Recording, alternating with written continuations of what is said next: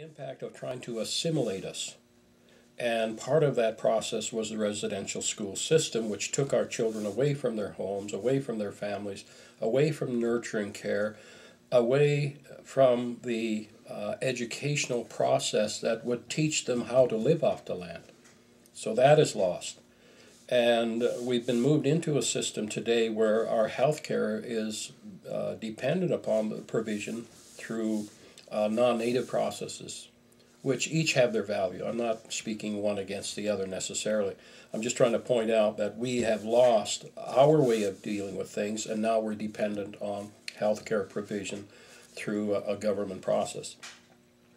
With regard to the closing of the emergency, the number of people identified that went through that in 1 year, and the number of critical care people that go through that emergency issues, I don't understand how anyone in their right mind can think that you can take 22,000 people and send it to Chatham-Kent and they're going to be able to cope with it when there's already, I think what was identified through Jeff Wesley, well over a 4-hour wait now.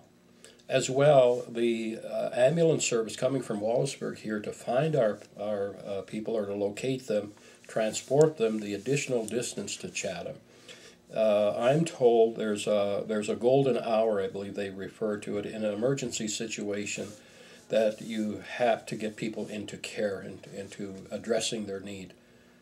We've already seen a slowness of response for whatever reason. Among the things is we don't have 911 here as yet, so that creates a problem, on the part of the ambulance service coming.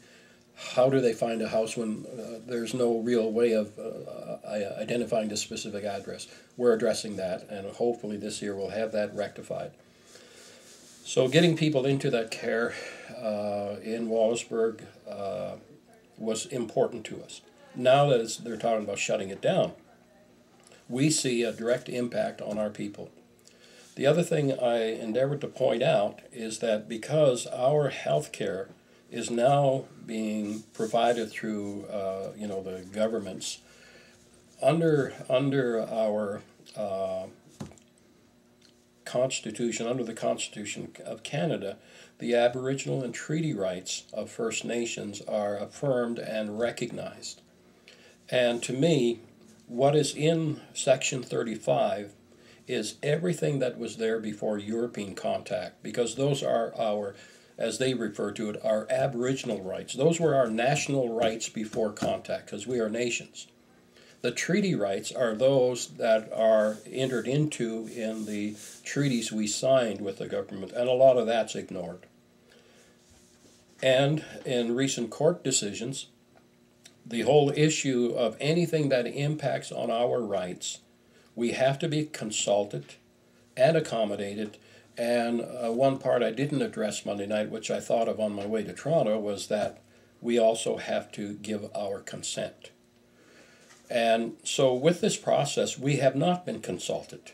LINS, the whole move towards LINS, we were notified of it. We had our somewhat input into it. And we expressed concern from the very beginning. What we viewed is a centralizing of services or healthcare provision, which isolates communities and individuals. That's a problem in itself for everybody involved. So we lodged concerns about that. We asked for a specific First Nations lens to capture our issues. That was ignored for the most part.